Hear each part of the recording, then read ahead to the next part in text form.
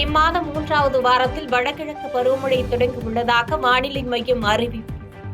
சென்னையில் வடகிழக்கு பருவமழை காலத்தில் நிவாரணப் பணிகளை செயல்படுத்த 10,000 தன்னார்வலர்களுக்கு சென்னை மாநகராட்சி அழைப்பு. மயிலாடுதுறை அரசு மருத்துவமனையில் நோயாளிகளுக்கு ஒரே சிரிஞ்சை பயன்படுத்தி ஊசி போட்டதாக சௌமியா என்ற செவிலியர் பணியிடை நீக்கம் செய்யப்பட்டார்.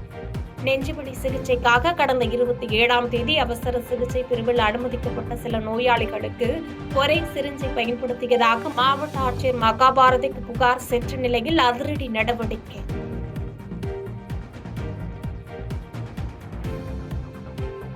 பாதகம் செய்பவரை கண்டால் நாம் பயங்கொள்ளலாகாது பாப்பா.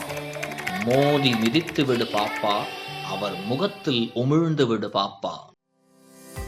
அண்மை செய்திகளை உடனுக்குடன் தெரிந்து கொள்ள இணைந்திருங்கள் இயம்நாடு தொலைக்காட்சியுடன்.